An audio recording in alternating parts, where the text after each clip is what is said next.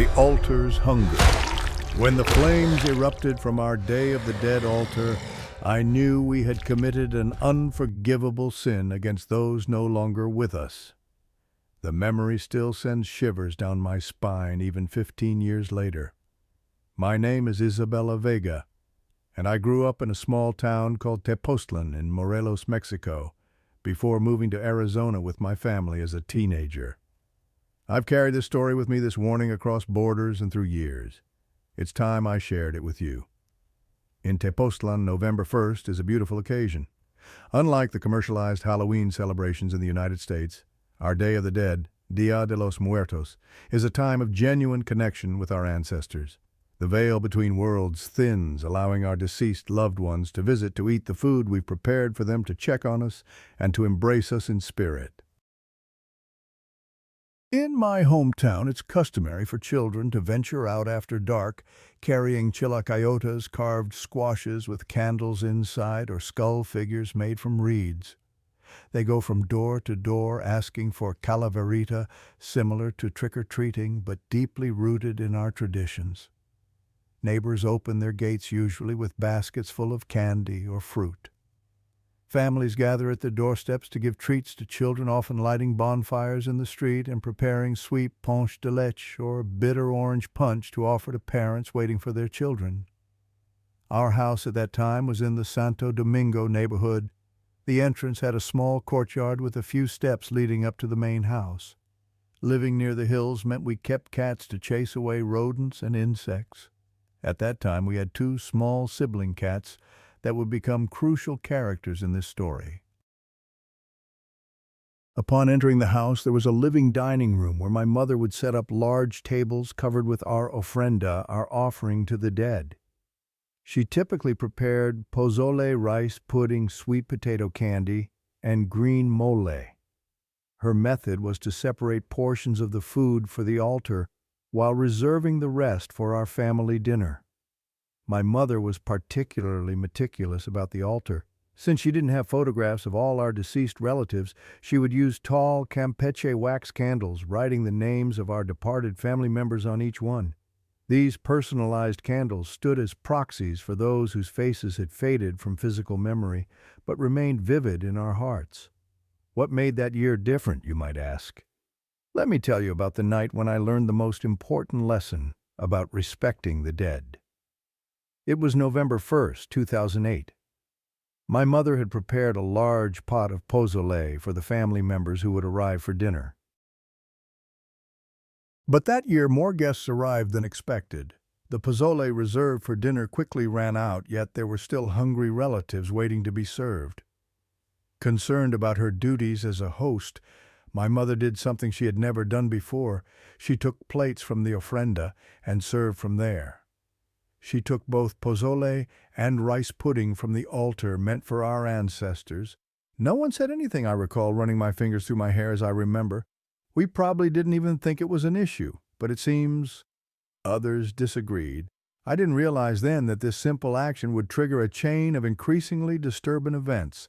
As night fell, one of our small cats began acting very strangely. It ran up to the house, then back down to the patio. It meowed desperately and scratched at people's legs. Finding this behavior odd, I decided to go upstairs and see what was making the cat so anxious. When I reached the living room where the altar stood, I discovered the problem. The other cat had somehow gotten tangled in the fringe of the altar tablecloth and was choking.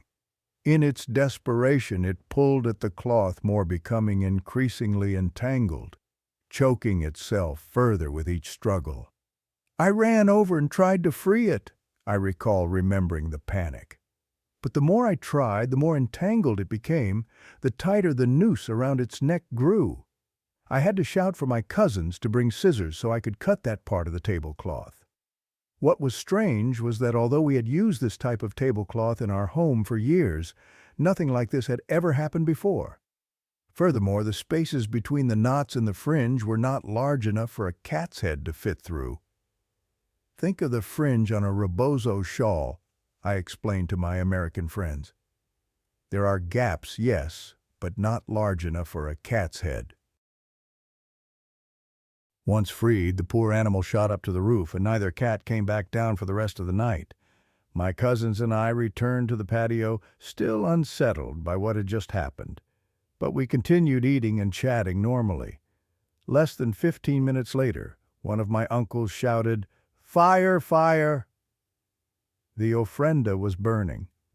One of the candles where my mother had written the names of the deceased had fallen over, and the tablecloth was in flames. This time the adults rushed up and managed to extinguish the fire in time. Everyone was frightened by what was happening, and that's when my mother confessed what she had done. Following advice from one of my aunts, she went back to the altar and apologized to the dead for taking their food. We returned what we could, what we hadn't eaten, to the altar, I say. That night nothing else happened, but from then on in my house, what's placed on the ofrenda is sacred. No one touches it until the following day. But the story doesn't end there. I never told anyone about what continued to happen in subsequent years on this holiday. The cats in our house still acted strangely every November 1st. We always carefully set up the altar properly, never daring to take the food, but sometimes in the middle of the night I would still hear small sounds coming from the altar as if someone were checking to ensure their gift remained intact. One year I woke at midnight and decided to peek into the living room. What I saw has prevented me from ever looking again. A shadowy figure was bending over the altar not to eat but to check the names on the candles. When the figure turned to look at me, I recognized the face of my long-deceased grandfather. He smiled at me, but his eyes were empty like bottomless black holes. My mother always said, "If you don't respect the dead, they will never leave you in peace." Now each year I wonder if my grandfather returns not just to check the altar, but to remind me of the lesson my family learned on that fateful night. Years passed, and I married and moved to a new home in the suburbs of Tepoztlan. I still maintain the tradition of setting up an altar each year, always adhering strictly to the ritual. But there was always one thing that followed me, the feeling that the departed were watching, waiting for even the smallest mistake. On the Day of the Dead in 2019, I had invited my family to my new home to celebrate the holiday together. I prepared everything: perfectly pozole rice pudding, sweet bread, fresh marigold flowers, and of course the photographs of our deceased relatives carefully arranged on the altar. That night, after the guests had left, I checked the altar one more time before going to bed. Everything was perfect. Unlike that year, this time I had done everything right. At midnight, I jolted awake to a strange sound. It was a light scratching on the floor like the sound of a cat's claws, but I didn't keep cats in my new home. I lay still, listening, my heart pounding in my chest. The scratching moved from the hallway into the living room where the altar stood. I tried to convince myself it was just the wind or perhaps a small mouse, but then I heard something that made my blood freeze, whispering, "Isabella!" The voice called my name as light as a breeze, but terrifyingly clear. "Isabella, we are hungry." I bolted upright, turning on the bedside lamp, my hands trembling. There was nothing in the room, but the whispering continued from the living room. With all my courage, I decided to face my fear. I stepped out of the bedroom, following the hallway that led to the living room. When I entered, all the candles on the altar suddenly flared to life, though they had been extinguished hours before.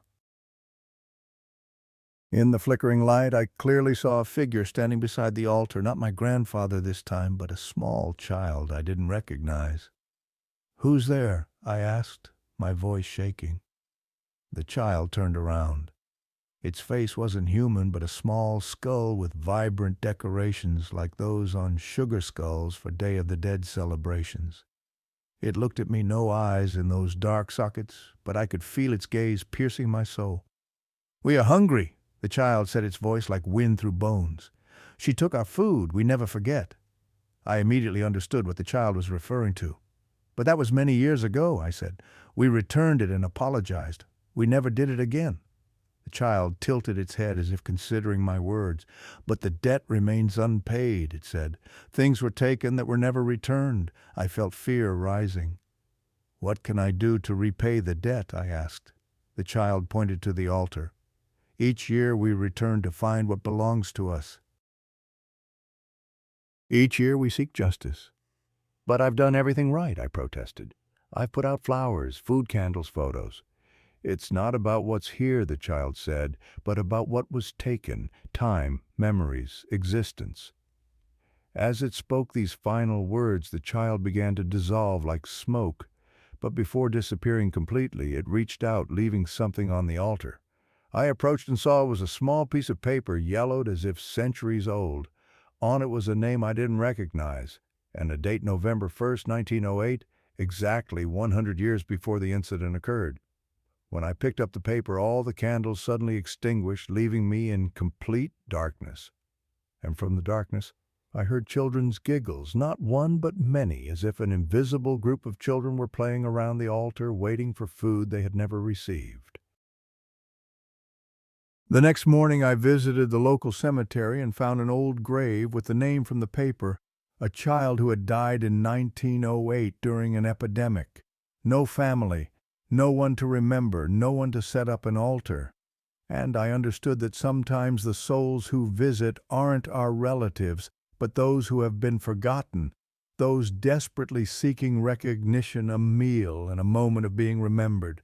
I placed flowers on the grave and promised to include the child in my altar each year. As I turned away, I felt a small hand grasp mine for a moment, then vanish like a thank you from beyond. The following year, I added a small, unmarked photograph to my altar, a generic image of a child from the early 1900s. I placed special offerings before it, a glass of milk, a piece of candy, and a small toy. That night, I slept peacefully for the first time in years on Day of the Dead. However, my peace was short-lived. I awoke around 3 a.m. to the sound of childish laughter coming from my living room. When I cautiously approached, I saw not one but 3 small, shadowy figures standing around my altar, their hands reaching for the offerings I'd left. They turned when they sensed my presence, their sugar skull faces gleaming in the candlelight. "You remembered one of us," said the child from the previous year. "But there were many more. The epidemic took dozens of children from our village. Some have been forgotten for over a century." My throat tightened. "I can't possibly remember all of you," I whispered. "No," the child agreed, "but you can tell our story. You can warn others. The dead require respect, and the forgotten require remembrance." From that day forward, I began researching the 1908 epidemic that had ravaged my town. I discovered that over 30 children had died in less than a month, many buried in unmarked graves, when their parents also perished. The town's records had been destroyed in a fire years later, effectively erasing these children from history. Now, each Day of the Dead, I set up a special section on my altar dedicated to Los Olvidados, the forgotten ones. I place small toys, sweets, and glasses of milk for the children with no names. My family thinks it's just a sentimental gesture, but I know better. I've seen what happens when the dead are disrespected or forgotten. Last year I visited my mother, now elderly and frail. As we set up her altar together, I noticed her reaching for a plate of pan de muerto that had already been placed on the ofrenda. "No, Mama," I said sharply, grabbing her wrist. She looked at me with confusion. "I just wanted a piece," she said. "Remember what happened in 2008 inches," I reminded her. "What's placed on the altar stays on the altar. It's not for us." A flicker of recognition crossed her face, followed by fear. "I'd forgotten," she whispered. "They never would have, though, would they?" "No," I confirmed. "They never forget." That night, after my mother had gone to sleep, I sat alone in front of her altar. "I've kept my promise," I said to the empty room. "I've remembered the forgotten ones. I've respected the offerings. Is the debt repaid?" In response, the flames of the candles flickered, and I felt a cold brush of air against my cheek, like a small hand patting my face. Whether it was gratitude or a reminder, I couldn't tell. This Day of the Dead. As you set up your own altars or participate in celebrations, remember the lesson my family learned. The ofrenda is not just food or flowers, It's a sacred promise, a gift. And if that gift is taken away, the departed spirits may become restless, even angry. On my altar now there's a small section dedicated to children with no names, I conclude. No one asks who they are, and I never explain. But each year I make sure the children are invited to the feast, remembered and never forgotten again. Tonight, as you set up your altar, remember that those you invite might not be the only ones who come. And when you place food for the departed, make sure it remains there when they visit. Because on the night of the dead, the boundary is thin, and there are eyes watching from the other side, souls still hungry after centuries of being forgotten. But more importantly, remember that the Day of the Dead isn't just about honoring those we've lost. It's about acknowledging the unbroken connection between the living and the dead. The offerings we make aren't merely symbolic. They're part of an ancient pact between worlds. Break that pact, and you might find that some debts can never truly be repaid. As I place the finishing touches on my altar this year, carefully arranging the marigold flowers, lighting the candles, setting out the food and drink, I say a silent prayer for all souls remembered and forgotten. I pay special attention to the section for the nameless children, making sure their offerings are especially appealing. After all, I've learned that in death as in life, the most dangerous spirits are not those who wish to harm us, but those who simply want what was promised to them. And as the candles flicker and the scent of marigolds fills the air, I sometimes think I hear the faint sound of children's laughter, not menacing but grateful. For even the forgotten deserve to be remembered, if only for one night a year. The uninvited guest. I never believed in ghosts until I looked into the milky white eyes of the thing feasting in my apartment, something I had unknowingly invited in. If you'd asked me 5 years ago what I thought about the paranormal, I would have told you it was all nonsense. My name is Marcus Reyes, a 33-year-old systems engineer living in Mexico City, and I was the quintessential skeptic. I was the guy who always said, "There's an explanation for that." It's psychological, it's a shadow, it's just the building making noise. You know the type. If you're not one yourself, you certainly know someone like that.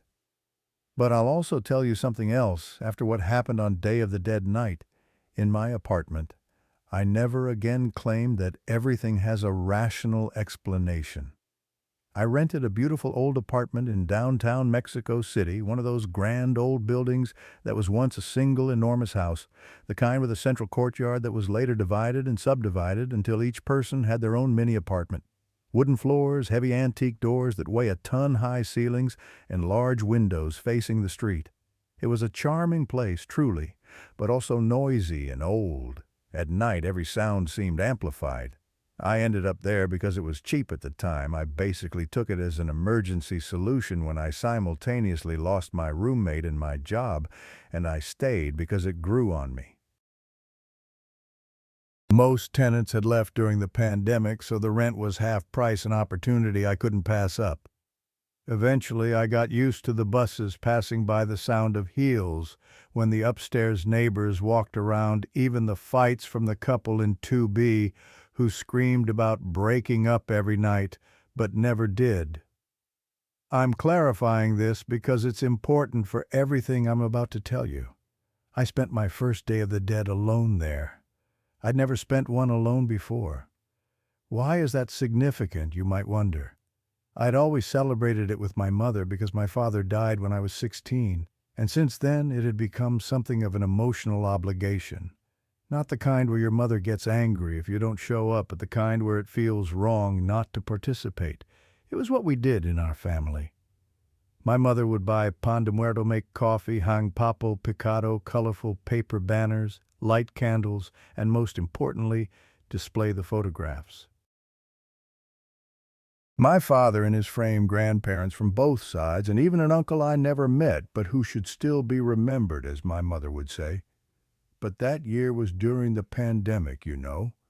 My mother was high risk, and we were all still traumatized. Nobody wanted to enter anyone else's home.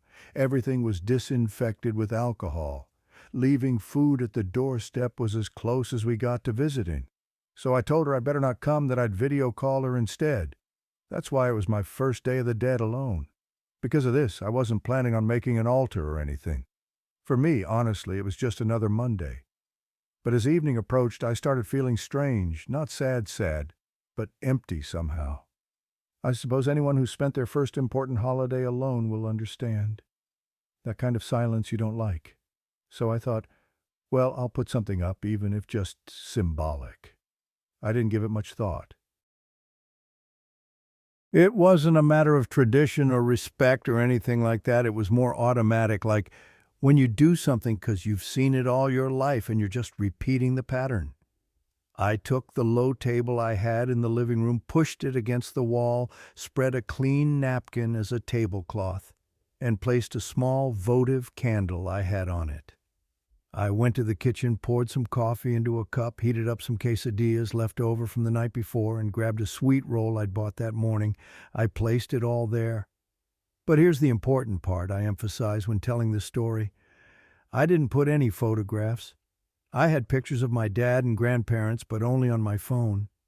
At the time, it honestly didn't seem necessary. I thought, well, they know who they are. It was that stupid, that simple. It was like saying this is for you without actually thinking anyone would really come visit.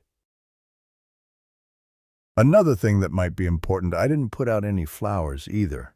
I hadn't bought marigolds or anything since it wasn't planned. As I said, it was improvised, no color, no scent, just the food, the drink, and the little candle lit. That night I went to bed late because I'd been on the computer. During the pandemic, we worked more in the middle of the night than during the day. So I had that horrible schedule of being awake until 2, 3 in the morning, and that time I went to bed around 2:30. I didn't close my bedroom door, I never did. It was one of the luxuries of living alone. And here's where things get strange. I started dreaming, and at first the dream didn't seem like a nightmare. It was like when you're half asleep but can still hear the street in the distance. In my dream, I could see the living room through the large window facing the street, and there was something outside the window, not pressed against the glass, but standing a bit back, like on the sidewalk, looking in from below. Something black. Not black as in skin color, not black like when you see a person, but only their silhouette, but something completely black, like a void in the air. But I could tell it was someone tall, hunched, as if bent forward. In my dream, I felt like that thing was looking inside, not at me, but at the altar, I explained, trying to be precise. I know this seems very specific, but I want to make it clear. It wasn't someone trying to break in. It wasn't a casual shadow. It was something looking at the altar like a child peering at a table during a party to see what food there is. Then, in the dream, that thing took very slow steps toward the window. But instead of stopping there, it was as if somehow it was already inside, as if space had bent. The next image placed it inside the apartment in one step, now crouched before the altar. It was squatting with its body folded over, I continue, as if its legs didn't work well, and it was in a 4-point position, but not completely on all fours, like someone who doesn't know if they're human or animal. That strange posture is what I remember most. And that's when I started hearing something else. I was dreaming, but I heard a real sound, a wet sound. Something eating, not chewing like a normal person, but like when a dog shoves its face into a dish, and you just hear the hack, hack, hack, that desperate noise that doesn't breathe, just swallows. That sound. And that's when I woke up. I didn't open my eyes immediately. It was like when you wake up and don't yet know where you are. But I kept hearing the sound, and that's when my brain made the connection. That noise wasn't in my dream, it had seeped into it. That noise was in the living room. I remained lying down for a few seconds without moving. I could hear it clearly. It was someone swallowing, not eating normally, but gulping, as if they'd been starving for days, and someone had just placed a plate on the floor. The first thing I thought, and this is very logical in an old downtown building, was that someone had broken in, I explained. I wasn't scared. I was angry because I thought it was someone from the same building who had broken in to steal food or whatever, especially since it was during the pandemic when everyone was afraid of getting sick. My bedroom was almost dark with just a bit of orange light from the street coming through the hallway window, that old streetlight glow. I didn't turn on the bedroom light because I thought, if I turn it on, I'll startle them, they'll run and they might jump me or something. And I'm not a fighter. I wasn't going to fight anyone at 3 a.m. What I did was get up slowly and walk to my bedroom door. And here I did feel fear, not ghost fear, but physical fear, I recall. When I grabbed the handle, I felt my hand shaking and thought, if someone's there, what if they have something, a knife, a razor, what will I do? But I was already there, and the noise continued, still swallowing, still eating like an animal. I opened my bedroom door very gently, just enough to peek out with half my body still standing inside my room without stepping into the hallway. I didn't turn on any lights. I just let the light from outside come in through the large living room window, and that's when I saw it. I know what I saw, I say with certainty.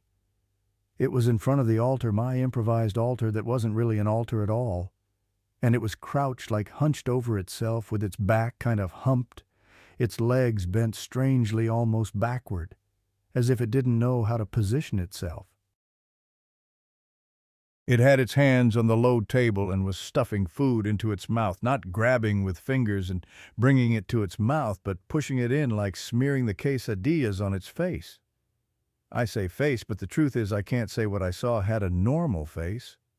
I saw the shape of the head, a kind of hanging ear, and the skin. That's what I remember most. The skin looked bad, like loose pieces, like meat that's no longer properly attached, like when you see boiled chicken starting to separate into fibers. Sorry for the image, but it's the only thing that resembles it. It was clearly breathing through its mouth like a sick person, an ugly breathing with a wheeze, and occasionally made a low sound like a growl of discomfort, not of threat, more like desperation. I was frozen. Now I was really afraid, terrified to the core, because this clearly wasn't a normal person, and it wasn't an animal either. There was no way it could be literally sitting in front of the table with its hands on it in an almost human posture. That's what scared me the most, the almost human posture. And then without me making any noise, that thing stopped eating. It went still as if it had realized I was watching. And very, very slowly it raised its head. I don't know how to explain it, I struggle. The eyes had no shine. They didn't look like normal eyes with pupils and reflection. They were completely white, like milk, like cataracts, but wide open for a moment, looking directly at me. At that point I did make a noise, a small ah escaped me, quiet but audible throughout the apartment. And as soon as that sound was heard, it stood up abruptly, but not in a normal way. Not like when you stand up supporting hands on knees to gain strength, I explained. It was like a jump-a-jerk, as if its body had no weight. And it moved. When I say it moved, I don't mean it ran toward me. It moved toward the hallway that led to the kitchen, as if it knew exactly where the apartment exit was, but at the same time, it didn't seem to walk well. It moved sideways, as if dragging a foot, like something was dangling. I instinctively backed away, closed my bedroom door, and this time locked it. And that's when the terror that knocks you down really hit me, I remember, because I thought, that thing is in my house. It's going to try to get into the bedroom. That's when I grabbed my phone and called the building management first. I didn't call 911. I called Doña Inez, who lives on the first floor, who collects our rent and handles everything. I called her at 3:08 in the morning to ask for help. Imagine calling an old lady to protect you. It took her a while to answer, obviously, but I said, "Someone's inside, someone's here. Please come up with your husband." And I swear I'd never been so close to crying as at that moment, because I could still hear noises, but they weren't eating sounds anymore. They were like little taps in the kitchen, as if something was touching the walls, looking for a way out. 2 minutes later, I heard footsteps in the building hallway and knocks on my door, but normal people knocks. They asked me to open up, and I ran to do so. Donna Inez and her husband entered with one of those old, enormous flashlights and an even older revolver. The neighbor next door also came out, an elderly man who hardly ever slept and was always awake, smoking on his balcony. The three of them came into my living room with me, and here comes what people always ask when I tell this story. What did they find? Nothing, I admit. We found nothing. We turned on all the lights, checked the living room, kitchen, bathroom, nothing. And I swear that thing must have gone out through the kitchen because it didn't come toward my bedroom, but the exit door in the hallway was locked from the inside, and the windows were closed because it was cold. So according to them, there was nobody there. And yes, at that moment you start to feel a bit crazy. You start to imagine that maybe you didn't really see anything, that it was just in your mind. I was shaking, my hands were sweating, and the neighbor, the old man, asked me, "Well, what did you see?" I explained everything. Not with as much detail as I'm telling you now, but I did tell them it looked like a person who was devouring the food from the altar, that the skin looked terrible, and that it looked at me with white eyes. When I mentioned the white eyes, Doña Inez just stared at me. She didn't laugh. She didn't say, "Oh, my little boy, you're crazy," or anything. She just looked at me very seriously, and she was the one who asked, "Did you put photographs on the altar?" I told her no, that I didn't think it mattered. And she told me something that chilled me to the bone in such a calm voice, as if explaining something any child should know. Never put food out if you're not going to put photographs. You shouldn't do that. If you put food without photos, without names, without flowers, you're telling anyone, "Come." And anyone can come, whoever is closest, whoever still remembers that they want to eat. I thought she was speaking figuratively. You know, another spirit, another little dead person or something, but she continued explaining, "There are dead who no longer remember who they were because nobody calls them, nobody puts anything out for them, and if you leave something, they take it like animals, as if someone might take it away from them." When she said like animals, my stomach turned because that was exactly how that thing was eating what I'd left out. Exactly like that. She told me that the altar isn't just for putting food, that the marigold flower is also to keep away those who aren't invited, to keep them from coming near, and that the photograph serves the same purpose, so your people come. She used the phrase "los tuyos," your people, I repeat. And she said that if you don't put a photograph, you leave the door open for anyone who's passing by. And that phrase, anyone who's passing by, I'll never forget it. We sat there talking in the living room with the lights on for about an hour, and I appreciated it. I was still in shock. Doña Inez made me coffee in my own coffee maker. Her husband went downstairs and brought up a bunch of dried flowers from another altar they had below, marigold flowers, already wilting, and placed them there next to the cup and plate, as if that would help that same night. I didn't say anything, I just sat quietly listening. And before leaving, she told me, "Tomorrow get rid of that food and clean up well, and next year, if you're going to do this, do it right. If not, don't do it at all." Yes, I kept my promise, I say. The next Day of the Dead, I went to see my mother when it was possible to do so. And since that year, whenever I set up an altar, I always put the photographs first. The photos are the first thing. My father in the center, my grandparents on the sides, and even the uncle I never met. And flowers. Even if it's just a small flower I bought outside the metro station, I always put flowers always. I never leave the plate alone. Never again. Marcus's story seemed to end there, but he had one final detail he hadn't shared. 2 weeks after the incident, he decided to move out. He had arranged everything, packed his belongings, and was preparing to leave the next day.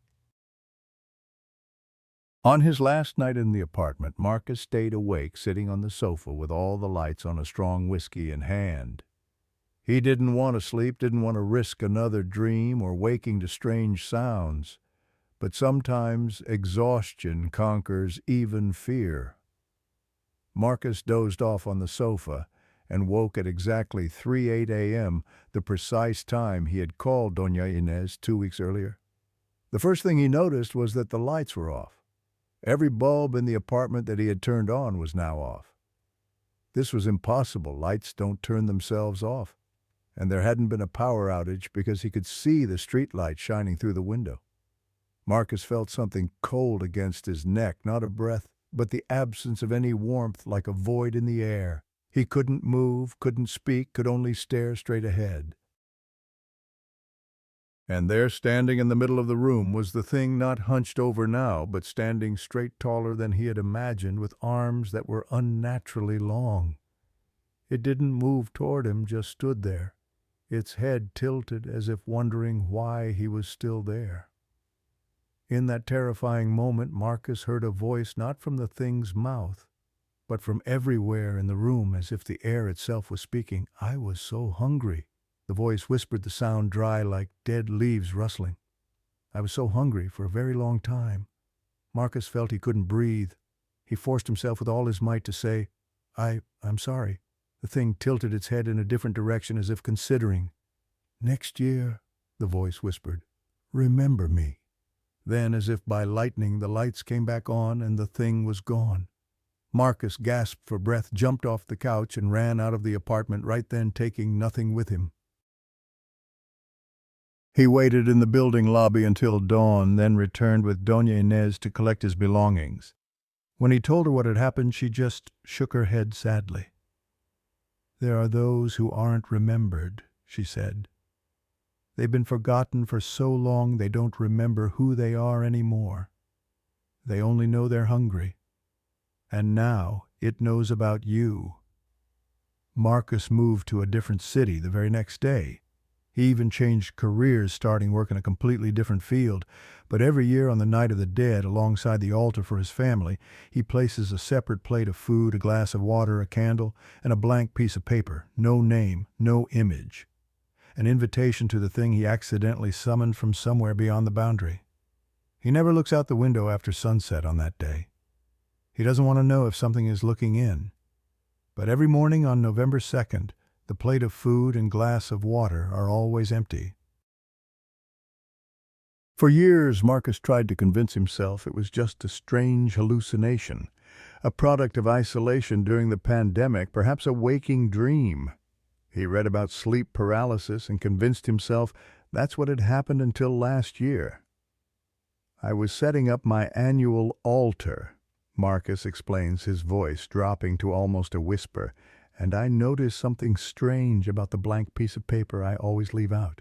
There was writing on it, not in ink or pencil, but in what looked like ash. Just one word, gracias."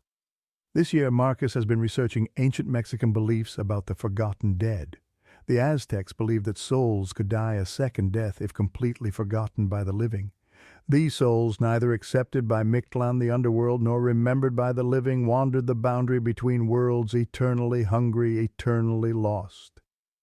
"I've learned something important," Marcus says, looking me directly in the eyes. "When you set an altar for Day of the Dead, you're not just honoring those you've lost, you're acknowledging the unbroken thread between the living and the dead. The offerings aren't merely symbolic. They're part of an ancient covenant between worlds." "And what happens if you break that covenant?" I ask. Marcus's eyes darken. "You invite in things that were never meant to cross over, things that have been wandering for centuries, forgotten by everyone, even by themselves.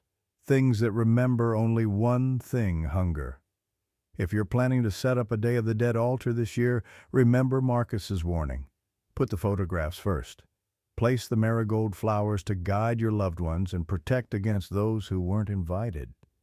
And remember that when you set an altar, you're opening a door. So be careful whom you invite into your home. Not all who cross the boundary are the ones you're waiting for."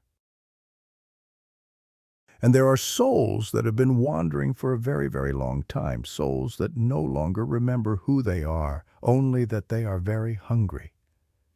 And now they know about you. The road home. When the girl turned to look at my wife, we didn't see a child's face. We saw a corpse with hollow black eyes. The streets of Zapotitlan lay silent under the midnight sky. My family and I had just attended the midnight resurrection mass at the local church, a long-standing tradition in our small town. We carried a small vial of holy water the priest had blessed, and now we were hurrying home. The journey wasn't far. We just needed to pass through the market street, down a few alleys, and turn onto Tláhuac Avenue. It should have taken no more than 10 minutes to get home. My name is Carlos Ramirez. That night I was driving with my wife Sophia beside me. Our two children, Lucia and Daniel, sat in the back with our small dog Paco. The car moved slowly through the empty streets, the engine sound breaking the silence of the late hour. As we turned onto Tlahuac Avenue, Sophia looked out the window and noticed a small figure walking alone along the roadside. It was a young girl with long, straight hair, wearing a small white dress. Sophia immediately became concerned when she realized that just a few meters away was a taxi stand with several men gathered around. "Carlos, look," Sophia said, pointing toward the child.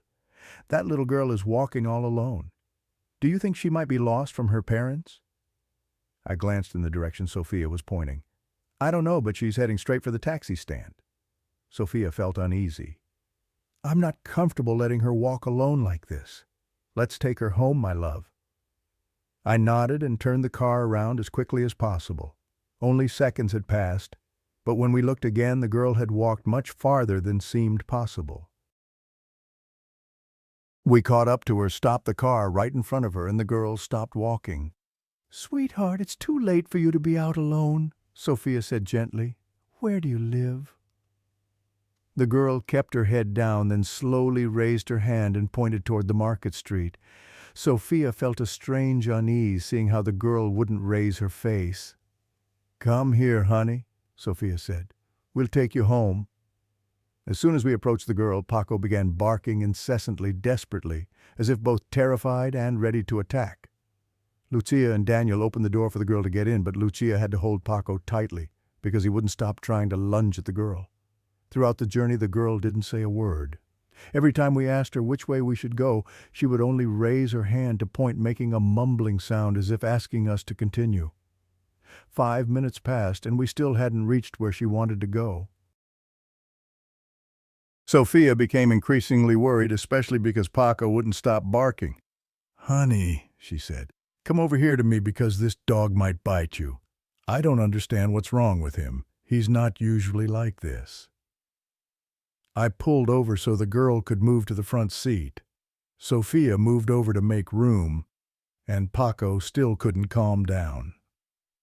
10 minutes later, when we asked the girl if we were getting close to her home, she still just raised her hand, pointing forward. But now we were approaching the canal, a dangerous and dark area. I decided to stop. "Little one, is it much further?" I asked. The girl shook her head slightly, indicating no. "We can't continue forward anymore," I said.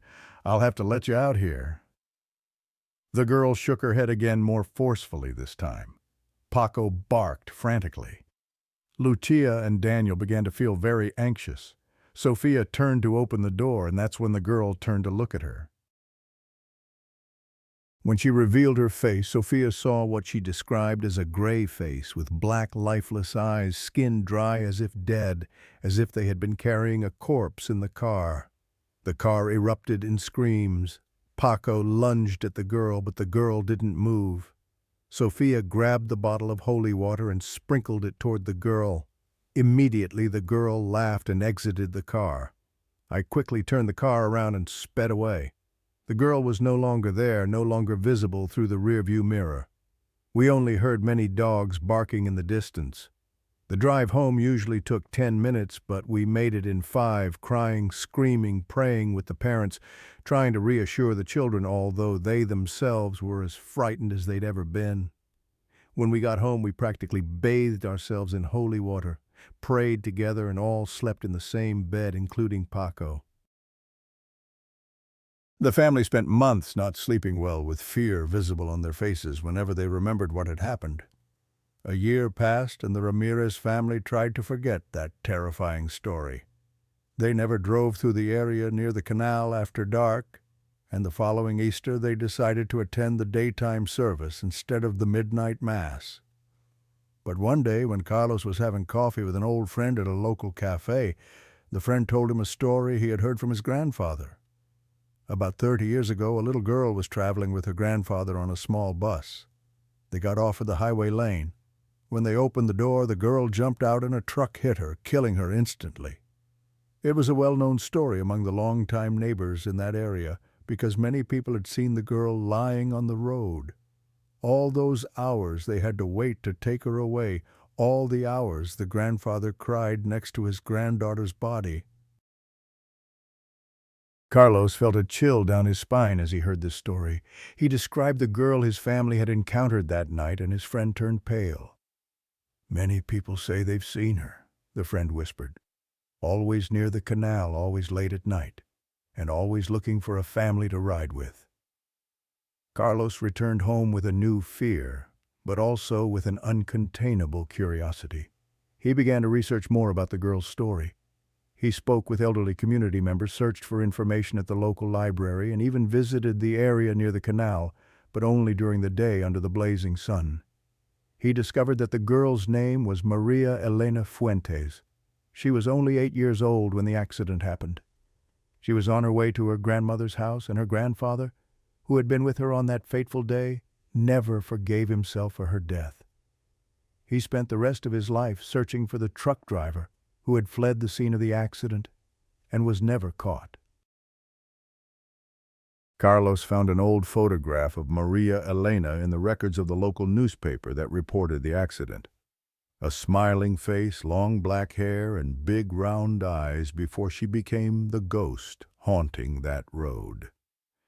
He photocopied the picture and brought it home. That evening he placed the photograph on the table and called his family over. Lucia, now a year older, recognized the girl immediately. "That's the girl from the car," she whispered. Sophia and Daniel nodded silently. There was no confusion. It was the same girl who had ridden with them that night. "I've been researching her," Carlos told his family. "She was trying to get home but never made it there. She's been lost for 30 years. "What should we do?" Sophia asked, still fearful but also feeling sympathy for the small, lost soul. "We're going to help her find her way home," Carlos decided. On the anniversary of Maria Elena's accident, the Ramirez family drove to the area near the canal. This time they were prepared. They brought holy water, a crucifix, and the photograph of Maria Elena. They had also contacted a local priest, Father Alejandro, who accompanied them. They parked the car at the spot where Maria Elena had left their car a year before. Father Alejandro set up a small table with a white cloth, placed Maria Elena's photograph, a candle, and a small vase of flowers on it. He began to pray, reciting prayers for the souls of the departed.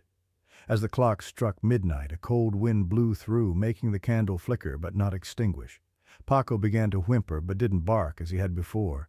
Instead, he seemed to be sensing something that humans couldn't see. And then, in the dim candlelight, they saw her. Maria Elena stood at the edge of the circle of light, still in her white dress, but this time she didn't keep her head down. Her face was still grayish, but her eyes were no longer completely black. There was a small light in them like a ray of hope. "Maria Elena," Father Alejandro said gently, "we know who you are. We know what happened to you. It's time for you to go home." The girl didn't move, just looked at them with a sad expression. Then she slowly looked at the photograph of herself on the table. "That's you," Sophia said, her voice trembling but gentle. "Maria Elena Fuentes. You were trying to get home to your grandmother, but you never made it there." A single tear rolled down the girl's ashen face. It was the first tear she had shed in 30 years. "We know where your grandmother used to live," Carlos said. "We can take you there." Maria Elena looked at them again, and for the first time they saw a small smile on her face. But it wasn't the ghastly smile from before, it was the smile of a child who had just found hope. Father Alejandro said the final prayers, sprinkling holy water in the sign of the cross. When the drops touched Maria Elena, she didn't disappear as she had before. Instead, the darkness seemed to dissolve from her, the grayish skin gradually shifting to a brighter hue, the black eyes turning to a warm brown. They helped Maria Elena into the car with no barking from Paco this time. Instead, the small dog laid his head on the girl's lap as if sensing the change in her.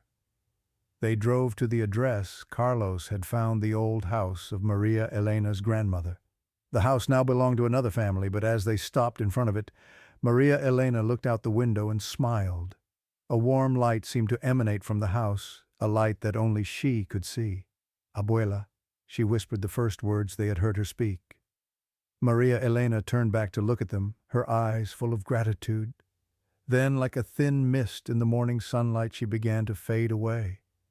But before she disappeared completely, she leaned toward Lucia and whispered in the girl's ear, "Thank you for bringing me home. Now I can rest." And then she was gone, not in fear or panic, but in peace. Where she had sat, a small white flower remained the kind her grandmother had grown in her garden many years before. The Ramirez family returned home with a mixture of relief and awe. They had helped a suffering soul find peace.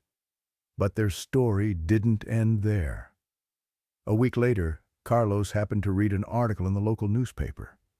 An elderly man had turned himself in to the police, confessing that he was the truck driver who had caused Maria Elena's death 30 years ago.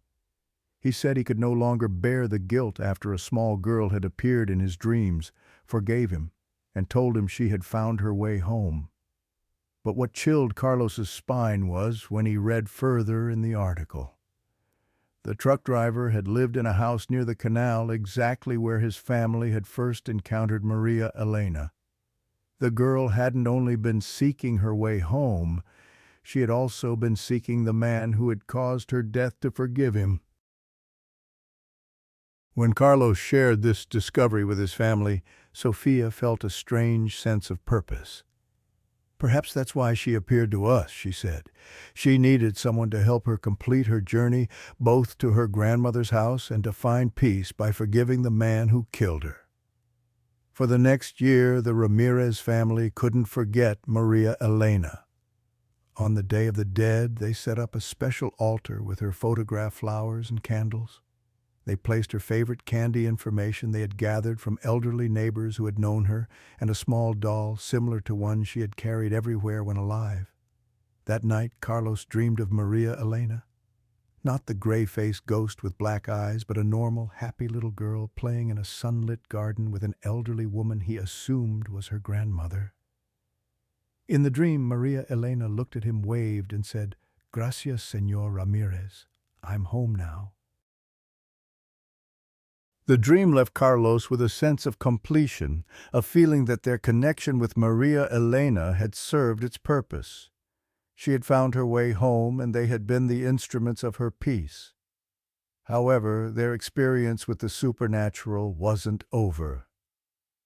A month later, Sofia called Carlos into Lucia's room. On her desk was a series of drawings, all of Maria Elena. But in these drawings, the girl didn't have a grayish face or black eyes. She had a bright face, brown eyes, and always stood next to an elderly woman they presumed was her grandmother. "I've been dreaming about her," Lucia explained. "She found her grandmother and is happy now. But she wanted us to know that there are others like her, others looking to find their way home." Carlos and Sofia looked at each other, not knowing what to say. Was it just a child's imagination, or was Maria Elena really trying to contact them from beyond the grave? The answer came that night.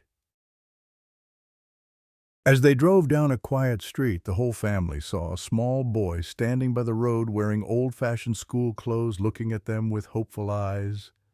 Paco began to whimper softly, but not out of fear. Carlos slowly pulled the car over. The boy looked at them with sad but hopeful eyes. A decision had to be made. "What are we going to do?" Sophia asked, already knowing the answer.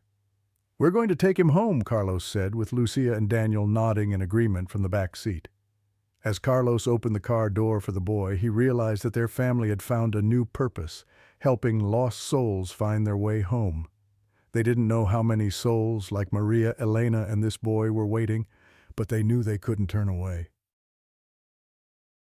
But sometimes when driving through the area near the canal on particularly dark nights, Carlos still sees a small figure in a white dress standing at the edge of the headlights, not Maria Elena, but another girl with a completely pale face without eyes.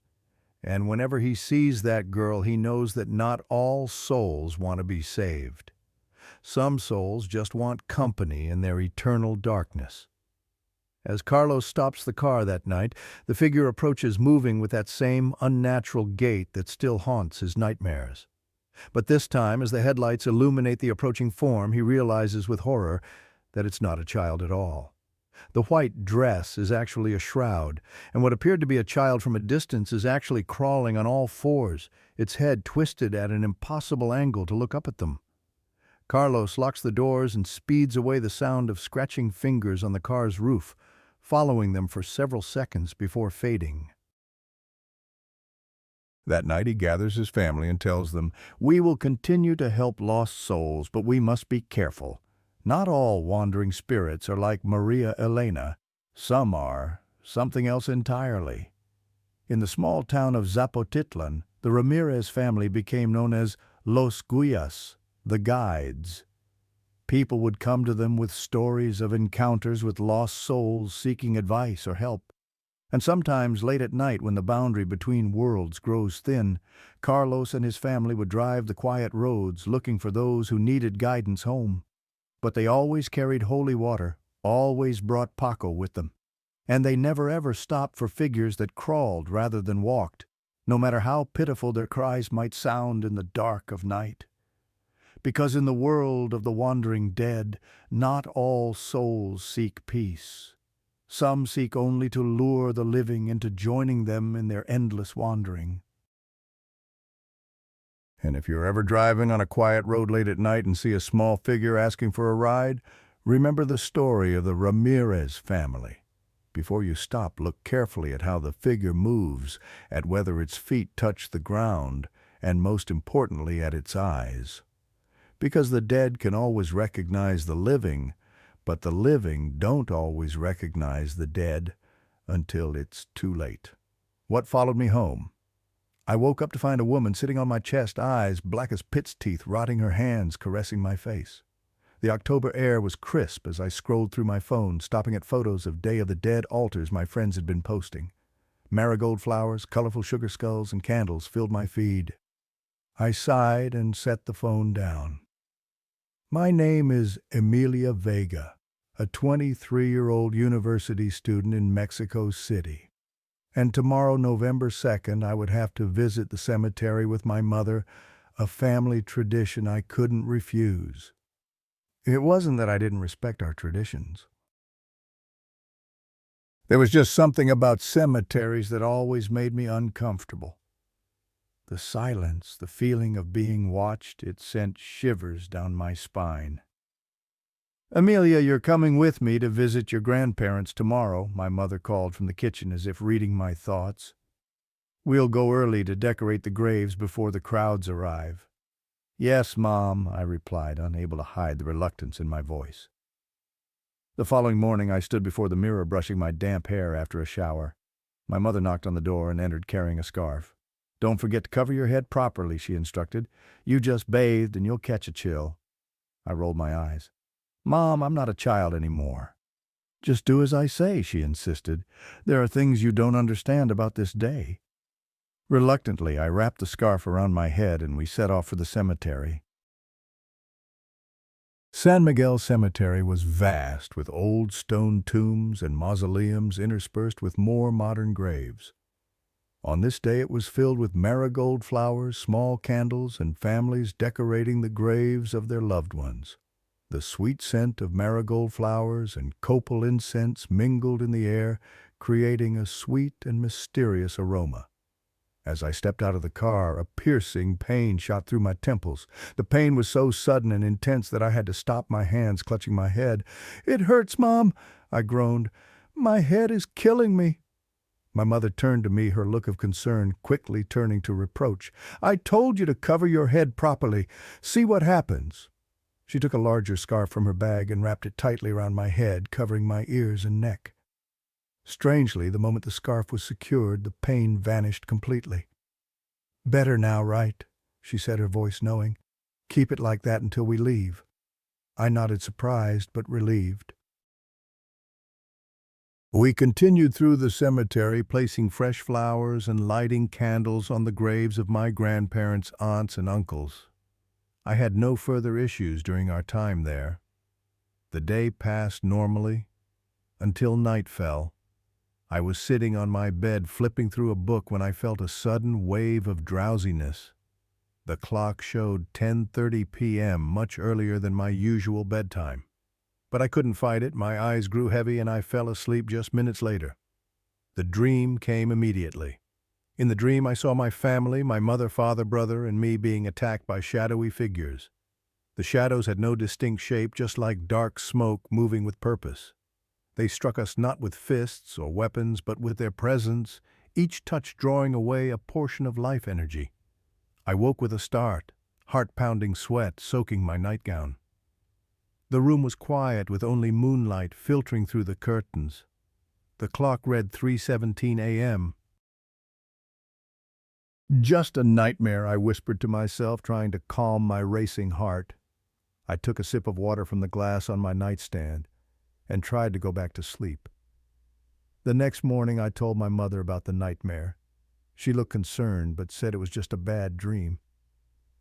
"Forget about it," she said. "Maybe you've been watching too many horror movies." But the second night the dream returned different from the night before. This time I dreamed I was driving alone on a dark road. I didn't know how to drive, had never even had a driver's license, but in the dream I was behind the wheel. The headlights weren't working well and I could barely see ahead. Suddenly a dark figure darted in front of the car and I swerved to avoid it. The car skidded off the road and flipped into a water-filled ditch. I felt cold water filling my lungs as I sank, unable to escape, unable to breathe. This time when I woke up, I was actually choking and coughing as if my lungs were full of water. The sensation of drowning was so real, too real, that I had to turn on the light and check if I was wet. The following day, I told my mother about the second dream, more worried now. "Mom, I think something's wrong," I said. "These dreams, they're too real." My mother looked at me for a long moment before speaking. "Maybe you should use your phone less before bedtime." But I could hear the worry in her voice, a concern she was trying to hide. The third night was the worst. I had delayed going to sleep as long as possible, afraid of what nightmares might come. But eventually exhaustion won and I fell asleep on my bed, still wearing my regular clothes. The dream took me to a dark place. In the distance I saw something on the floor, some kind of shape. To my left was something or someone, but it was very large, like a completely black shadow. It pointed toward the shape on the floor as if asking me to go look at it. And I did. I approached and saw that it was a woman lying on the floor, her hair covering her face. I knelt down to push the hair aside and discovered that it was me. Me with a face covered in blood. Seeing myself dead was one of the worst feelings I'd ever experienced. Even knowing it was a dream, it felt too real. I woke up with a scream caught in my throat, sweating and shaking. The next morning I told my mother about the third dream. She finally accepted that something was wrong, but still said I shouldn't worry too much. However, I could see the increasing concern in her eyes. "I don't want to sleep anymore," I confessed that evening, my voice trembling. "I'm scared, Mom. I'm afraid of what I'll see this time." My mother finally relented. "Tomorrow I'll take you to see Doña Teresa. She helps with these kinds of things." "Who is Doña Teresa?" I asked. "A healer," my mother replied vaguely. "She knows more about these matters than I do." But the fourth night wouldn't wait until tomorrow. I had fought sleep drinking coffee, watching horror movies to keep myself awake, anything to avoid falling into another nightmare. But around 3 a.m., exhaustion finally won. This dream was different from the previous ones. I saw myself lying on a stone bed. It was twilight when 3 women approached me. They came from my left side. One of them bent down, and with the sweetest and gentlest voice I'd ever heard, she said, come with me. With me you will be safe." That voice, a voice I still remember perfectly, was one that brought peace, that made you feel secure. The woman continued speaking to me in that gentle voice when another voice sounded from my right. Don't go with her, stay with me," the second voice shouted desperately. The angelic voice continued talking to me as she took my hand. I don't know what I did, but I pulled my hand away from the woman's and shouted that I wasn't ready. The woman became furious, and together with the other two, they flew upward toward the sky. I woke up, my heart pounding and terrified. I ran to my mother's room crying and saying I didn't want to die. My mother hugged me, also frightened, and promised to take me to see Doña Teresa first thing in the morning. "They're trying to take me away," I sobbed. "I can feel it. They want me to go with them." My mother held me tighter. "I won't let that happen. We'll find a way to help you." But the fifth night, the final night, was the most terrible experience of my life. My bedroom was small with no windows and extremely dark. It was on the lower floor of the house where there used to be a patio. My iron bed was high, and underneath it I kept a plastic box with shoes I no longer used. It was between 3:15 and 3:40 a.m. I was sleeping in the fetal position when I felt my body become very heavy. I felt someone was on top of me, and beneath the bed something was moving. Someone was pushing the plastic box from one side to the other. I heard laughter, children's laughter. When I could finally make out what was on top of me, I saw a woman with long black hair and completely dark eyes. She was smiling with a terrible breath showing rotting teeth. I, in my sleep paralysis, cried and tried to scream but couldn't. The woman on top of me grabbed my face with those disgusting hands, long and dirty nails. She caressed my face while mocking me. Then she put her index finger to her lips in a gesture of silence. Shh. That was the only sound I could hear while whatever was under the bed continued moving the box. I screamed, called for help, called for my mother, but my mother's room was on the second floor and I was on the lower floor. No one heard me. When I could finally move, I felt an overwhelming sleepiness. I couldn't open my eyes, and when I closed them, that woman was still there. That woman was still present in my dreams, but finally I was able to sink into sleep. The next morning I told my mother everything. This time she seemed truly frightened. She immediately called Doña Teresa, who promised to see us that afternoon. While waiting, a cousin came to visit our house. As everyone was sitting at the table eating, she stayed in the living room taking selfies. In one photo, there was something that froze our blood. Clearly behind her was a child. Not a silhouette, not a blur. A child. A child that no one knew who it was or what it was doing there. There was no child in the house at that time, and only then did my mother truly believe me. The following day, my mother took me to see Doña Teresa. I told her everything from the day at the cemetery, the headache, to the series of nightmares, and finally the terrifying sleep paralysis. Doña Teresa was an older woman with a weathered face but kind eyes. Her small house was filled with charms, saints' images, and medicinal plants. When I finished my story, Doña Teresa nodded gravely. "The girl has brought something with her," she said.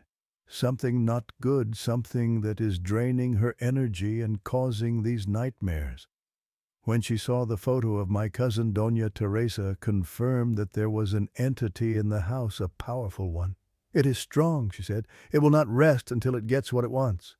"What is it?" I asked, my voice trembling. "It is you," Doña Teresa answered simply. "It wants to take you with it." Doña Teresa explained that when I went to the cemetery with wet hair uncovered, I had become vulnerable. "Cemeteries are thin places between our world and the world of the dead," she explained, "especially on days like Day of the Dead when the doors open wide. An entity saw you young, alive, full of energy, and it followed you home." "How do we get rid of it?" my mother asked, her voice full of worry. Doña Teresa shook her head gravely. "It won't be easy. It has attached itself to the girl as residing in your house. It will not give up easily." She gave me a series of herbal baths combined with prayers. These baths needed to be performed at twilight when the sun sets and night begins to cover the land. The bath water was infused with 7 different herbs, each with its own purpose: albahaca basil for purification, ruda to repel negative energy, romero rosemary for protection, and others forming a powerful mixture. For 7 days I had to bathe with this mixture while Doña Teresa recited prayers and performed cleansing rituals in the house. Small crosses were placed above each doorway and window, and special amulets were placed under my bed. The first nights were still difficult. I still had nightmares, even another episode of sleep paralysis. But gradually they decreased in intensity. By the 5th day, I had a night of undisturbed sleep without any dreams bothering me. On the 7th day, the final day of the ritual, Doña Teresa came to our house to perform the final ceremony. She placed a small dish containing hot coals in the middle of the living room. On the coals, she sprinkled copal, a sacred aromatic resin. Fragrant smoke filled the house. "Now," Doña Teresa said, "we will call the entity out." "Call it out," I repeated, horrified. "But why don't we want it to go?" "For it to go first, we must know who it is, what it wants," Doña Teresa explained. "Often these lost souls just need acknowledgement to be heard, and then they can depart in peace." My mother, Doña Teresa, and I sat in a circle around the rising copal smoke. Doña Teresa began to pray first in Spanish, then switching to an older language, perhaps Nahuatl, the language of the Aztecs. The air in the room became heavy, and I felt cold despite it being a hot day outside. Suddenly, the single candle in the room flickered violently, and I felt a cold breath on the back of my neck. "It is here," Doña Teresa whispered. "Do not be afraid. Fear makes it stronger." I tried to control the fear rising inside me. The copal smoke seemed to gather, forming a vague shape in the middle of our circle. "Who are you?" Doña Teresa asked in a voice full of authority. "Why do you cling to this child?" There was no answer, but I felt a shiver run down my spine.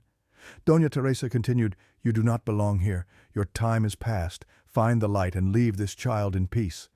The copal smoke swirled more intensely, and I heard a whisper not in my ears but in my mind. Alone," the voice whispered. "Too long, too dark. Someone will guide you," Doña Teresa said more gently. "But not this child. Not now. Not her time." "But warm," the voice protested weakly. "Living. You had your time," Doña Teresa said firmly, "and you will find peace. But not here. Not with this girl." I felt a cold wind blow through the room strong enough to extinguish the candle. In a moment of complete darkness, I felt a cold hand touch my face, not threatening but caressing. Then, when my mother turned on the light, the sensation was gone. "Is it gone?" I asked, still shaking. Doña Teresa looked around the room, her eyes narrowed, as if she could see things others couldn't. "Not completely," she said, "but it's weaker, and now it understands." The herbal baths continued for another 7 days, and gradually my nightmares subsided. I no longer felt someone watching me when I was alone, no longer woke up feeling a weight on my chest. A month later, I was able to sleep through the night without trouble. Life returned to normal, and the memory of those horrifying nights began to fade, until the 1st of November the following year. I was a year older, wiser, and much more careful.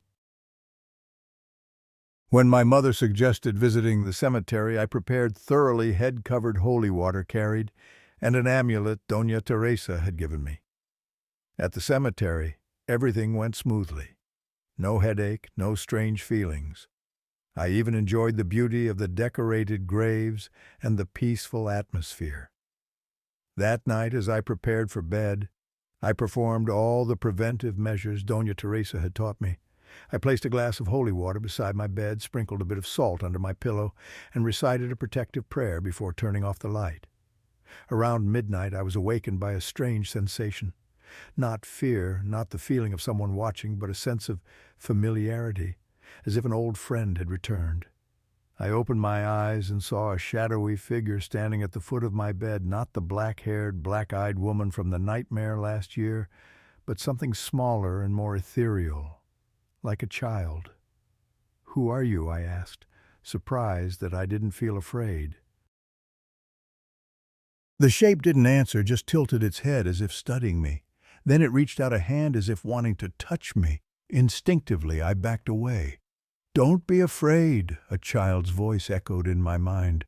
"I don't want to hurt you." "What do you want?" I asked.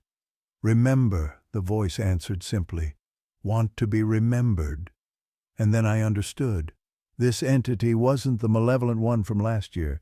This was the child from the photograph, the lost soul that had found its way to our house around the same time. A lonely, forgotten soul.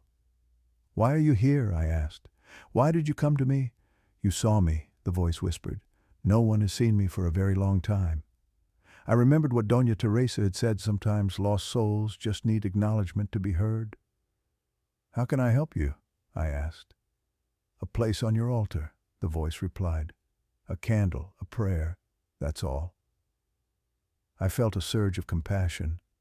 A forgotten soul with no one to remember it during the Day of the Dead.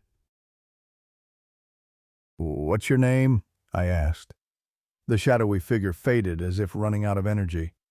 Before disappearing completely, it whispered a name I couldn't quite hear. The next morning I wasn't sure if it had been a dream or reality, but I decided not to take chances.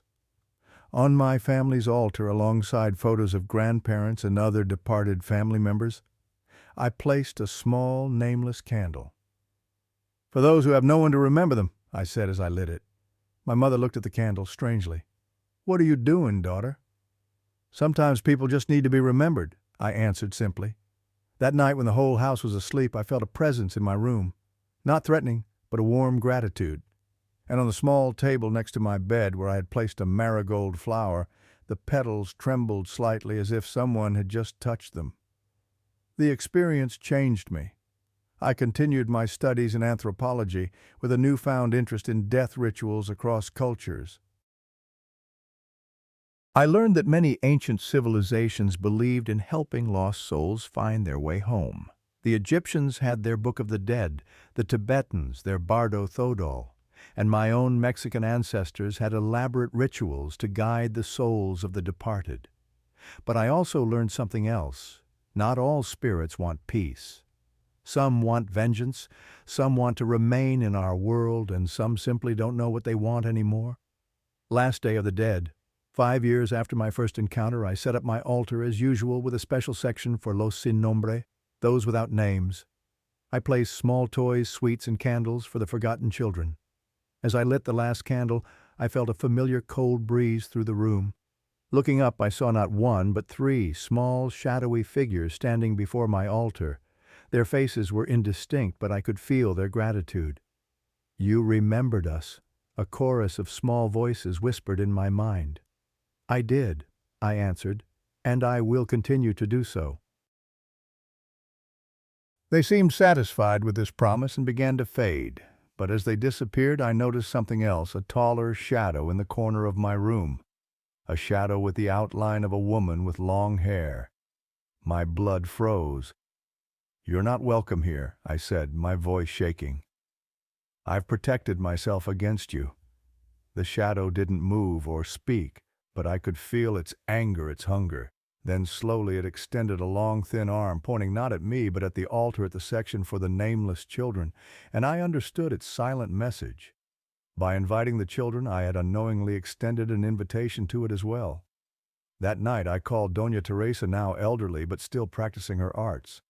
When I told her what I'd seen, she sighed deeply. "There are different kinds of spirits," she explained. "Some are lost, confused, simply seeking acknowledgement. These are the ones you've helped, but others are hungry. They feed on fear, on life energy. They use the innocent ones to open doors." "What can I do?" I asked. "Be more specific in your invitations," she advised. "Name those you wish to welcome. Place protective herbs, rue and basil, around your altar. And most importantly, never show fear. Fear is the door they use to enter." I followed her advice, creating a more deliberate altar that year. I still kept the section for the forgotten children, but surrounded it with protective herbs and symbols. I named each candle for a specific lost child I had researched, victims of epidemics, accidents, orphans from local history. The next Day of the Dead passed without incident. I felt the presence of the children, gentle and grateful, but no sign of the dark woman. I thought I had solved the problem, found a balance between remembering the forgotten and protecting myself from darker entities. Until last night. I was setting up my altar for this year's celebration when I noticed something strange about the marigold flowers I had purchased. One flower, larger than the rest, had an unusual pattern on its petals lines that seemed to form a face, a woman's face, with hollow eyes. As I reached to discard it, the flower crumbled to dust in my hands. And from the pile of dust, a small, worn-down piece of paper emerged, a paper I had never placed there. On it, written in what looked like dried blood, were the words, "You invited us in. Now we stay forever." This morning I woke to find small footprints on the floor, not dust or dirt, but what looked like wet marks, as if small bare feet had walked across my room during the night. The footprints led to my altar and circled it before disappearing. And on the altar itself, the candles I had carefully arranged in a specific order had been rearranged. Now they formed a circle with one candle in the center, the nameless candle I always lit for the forgotten ones. Tonight is the eve of Day of the Dead, when the veil between worlds is thinnest. I've reinforced all of Doña Teresa's protections, placed rue and basil at every window and door, and sprinkled salt across all thresholds. But as the sun begins to set, I can already hear it, the sound of small feet pattering in my empty living room, children's laughter echoing from empty corners of the house, and beneath it all a deeper sound, a woman's voice humming a lullaby I've never heard before but somehow know by heart. They're coming. The ones I invited and the ones who followed them, the innocent and the hungry. Because when you remember the forgotten, you must be careful, very careful about what exactly you're inviting to return. The door between worlds opens both ways. What Luna saw. I wake in the middle of the night, moonlight streaming through the gap in the curtains, casting strange patterns across my bedroom floor. Luna, my small dog, is curled into a warm ball at my feet. I look down, admiring how her pale golden fur reflects the moonlight. Tomorrow is November 2nd. Exactly 5 months since Luna left me, but tonight in this dream she's still here, still my faithful companion. It's been 5 months since I had to bury Luna, the greatest companion I've ever had in my life. It still feels like yesterday, the pain still fresh. I miss her gentle breathing, the way her tail would wag whenever I came home, and especially her absolute loyalty. Luna was a very special dog. She never barked at night. No matter how much the other dogs outside were having their noisy conversations, once Luna got into bed, she slept like a baby. But there was one night, just one night in her entire life, when Luna barked in the middle of the night. And not just regular barking, but frantic, angry, frightened barking, as if she were facing something that only she could see. It was on a November 2nd during a trip to Oaxaca. My name is Alejandro Morales, and I'm a writer from Mexico City. I love the Day of the Dead. There's something beautiful and comforting about thinking that our departed loved ones can return to visit us, if only for one night. With all the inspiration of being in Oaxaca, the city famous for having the most vibrant Day of the Dead celebrations in Mexico, I decided to set up an altar of my own, never imagining what would happen afterward. I was staying in a small rented apartment in Oaxaca. The apartment had one bedroom with a window made of translucent glass, like those glass blocks often used in bathrooms. That window faced the kitchen, which was followed by the dining area, and then the living room. It was in the living room where I set up my altar. I prepared everything carefully. Fresh, bright orange marigold flowers, candles, traditional pan de muerto, sweetbread, and photographs of my grandparents. Luna was intrigued by everything following me around as I decorated. She even tried to steal a piece of bread when I wasn't looking. That night, after completing the altar, I went to bed with Luna curled up at the foot of the bed as usual. Everything started normally, but then, in my sleep, I began to dream. In the dream, I was lying in bed and waking up because I heard many noises, voices, as if there was a party going on outside my bedroom. This couldn't be happening because I was alone in the rented apartment. But with these special days, my first thought was that perhaps we were having visitors from the other side. I lay in bed listening. Minutes passed amid voices and shadows. Though I wasn't feeling scared, I was impressed. That changed when someone walked through my bedroom door. It wasn't someone with a human shape anymore, but an elongated shadow, as if wearing a robe, standing right in front of the door, facing me as if curious. At that moment I truly felt afraid, but stayed still, just observing. Suddenly the shadow began moving toward the bed. I remember clearly that in the dream Luna was lying at the level of my knees. The shadow stopped at the foot of the bed and continued advancing toward us. When it was about to reach Luna by reflex, I moved my arm to pull her away, to push her away from the shadow, and just as my hand was about to touch Luna, I woke up with a start. Luna was barking furiously, and the strangest thing was that everything was exactly as in my dream, the position my arm over Luna and Luna staring exactly at where the shadow had been standing in my dream. Her fur was completely raised, and she was barking as furiously as I rarely saw her do. Luna jumped off the bed and ran out as if chasing something. When she reached the kitchen, she stopped abruptly as if someone had frightened her, and from there she continued barking toward the altar. I stood beside her, trying to understand what was happening. It was as if my dream had connected with reality. My aunt, whom everyone calls the witch, because she has a bit of that gift, always says that altars really are portals for spirits to enter, but one cannot choose who comes. They can be our relatives, or they can be others, not all good. After that experience, I never set up an altar at home again. I was too afraid to experience something similar. But this year I've decided to try again. I will set up an altar with the hope and longing that among all those who return, my beloved Luna might also come to visit regardless of what might happen. 5 years have passed since that night in Oaxaca, and I've never forgotten how Luna reacted to something only she could see. Until now, I still wonder what it was, a spirit of a loved one coming to visit, or something darker, something my aunt had warned about. This year, with Day of the Dead approaching, I find myself missing Luna more than ever. I've decided to set up an altar for the first time since that night, with a special place for Luna. My favorite photo of her sitting in the garden with bright eyes and tongue out placed in the center. I've put out her favorite dog treats, her favorite toys, and even her old collar with small bells that still carry her scent. I'm living in a small house in the suburbs of Mexico City now, completely different from the apartment in Oaxaca. It's cozier, with a small garden that Luna would have loved.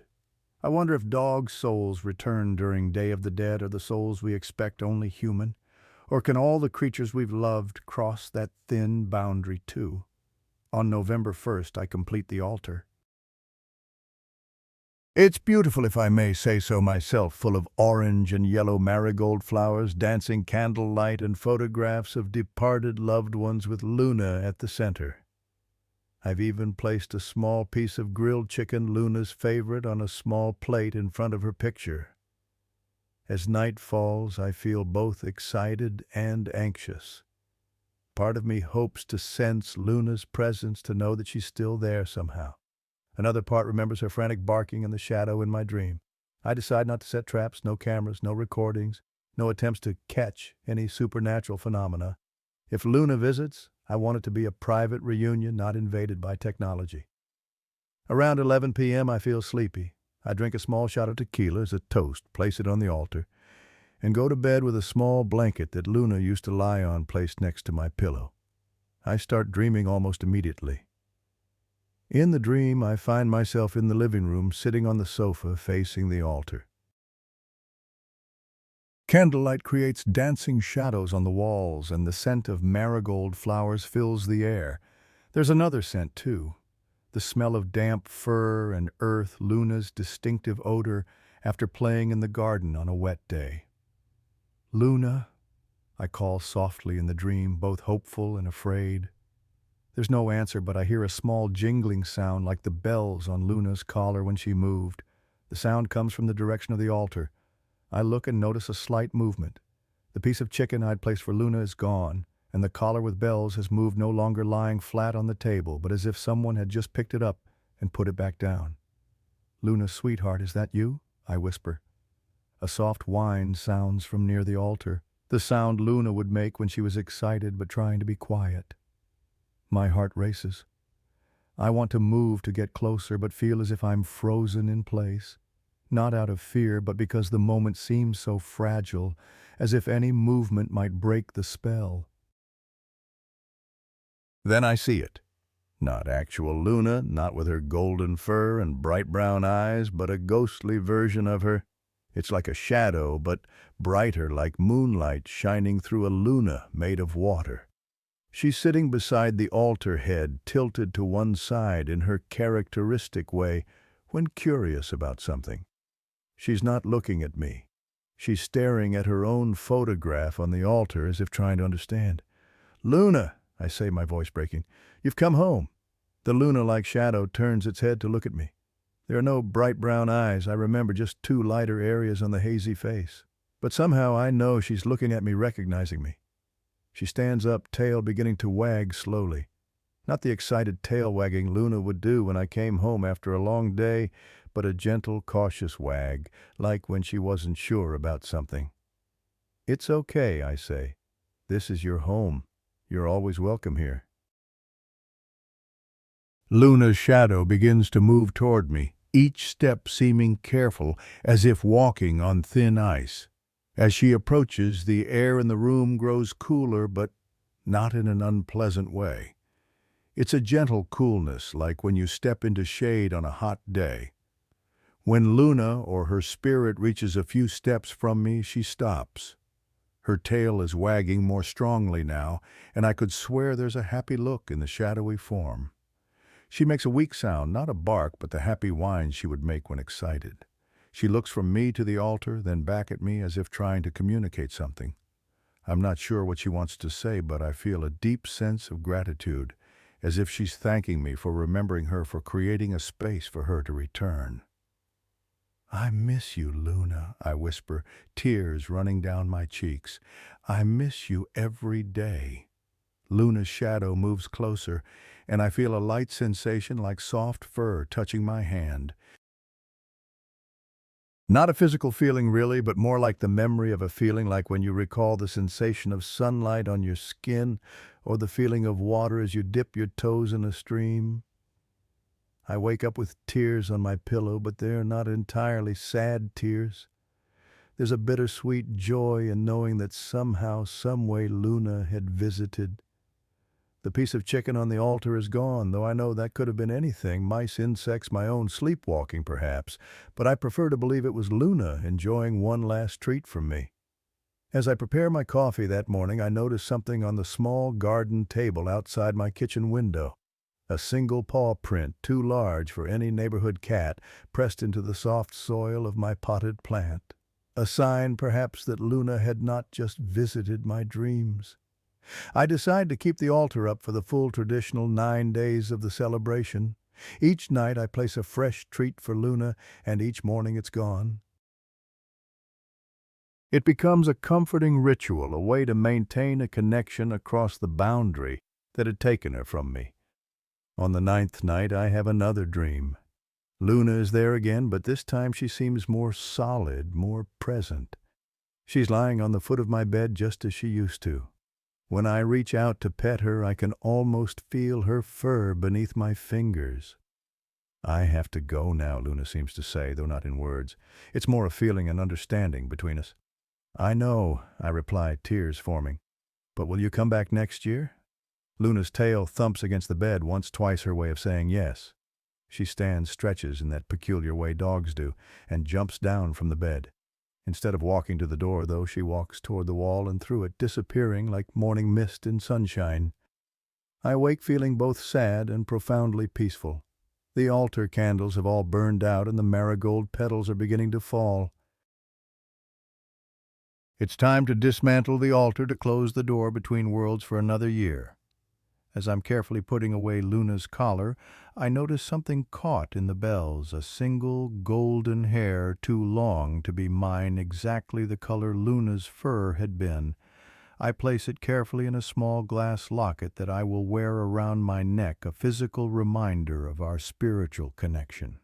The Day of the Dead taught me something important that year, that love doesn't end at death. It transforms, changes form, but the connection remains thin but unbreakable. Luna had found her way back to me, if only for a few nights. And I know now that when I set up my altar next year, she'll be waiting on the other side, ready to visit once more. But as I'm putting the last of the altar items away, I notice something troubling. The photograph of Luna appears slightly different. In the original, she was looking directly at the camera, but now her head seems turned slightly, as if looking over her shoulder at something behind her. And in the reflection of the glass frame for just a moment, I think I see another shape standing behind me, tall, hunched with a darkness deeper than shadow. I whirl around, but there's nothing there. Just my empty living room sunlight streaming through the windows. But that night, as I'm drifting off to sleep, I hear something that sends ice through my veins. The jingling of Luna's collar bells coming from the empty living room where the altar had been. And then the soft padding of dog paws across my wooden floor coming closer to my bedroom. But the sound isn't right. The steps are too heavy, too slow, as if whatever's making them is much larger than Luna ever was. The door to my bedroom is closed, but a shadow appears in the gap beneath it. A shadow too large, too elongated to be a small dog. I hold my breath as the doorknob slowly begins to turn. The door creaks open, and there stands Luna, but not alone. Behind her, towering and bent, is the same dark figure from my dream in Oaxaca 5 years ago. Luna's spectral form looks toward me, her ears flat against her head, trying to bark a warning, but no sound comes out. The tall shadow leans down, a voice like rustling dry leaves whispering, "Thank you for inviting us back. This time we're staying." I bolt upright in bed, gasping for air. My bedroom door is still closed, the house silent. Just a nightmare, I tell myself. Just a nightmare born from an old memory. But on my nightstand, Luna's collar, which I had packed away in a box in the closet, is lying there, the bells softly jingling, though there is no breeze. And I know with absolute certainty that Luna did come back to visit me this Day of the Dead. But something else came with her. The thing that had tried to reach her in Oaxaca 5 years ago. The thing she had barked so frantically to warn me about. The thing that had been waiting all this time for another invitation, another open door. Now, as I sit awake in the darkness, I can hear them multiple sets of footsteps moving around my living room, some light and quick like children playing, and one set slow and heavy dragging across the floor, as if injured or malformed. Luna was trying to protect me even from beyond death. She wasn't barking at a friendly ancestor that night in Oaxaca. She was warning me about what follows when we open doors between worlds, doors that once opened are not easily closed again. So if you're planning to set up an altar this Day of the Dead, remember my story. Remember Luna's warning. By all means, honor your departed loved ones. Invite them to return for a night of remembrance and celebration. But be very, very careful about what else might be listening for your invitation. Because not everything that waits beyond the veil is something you want to invite home.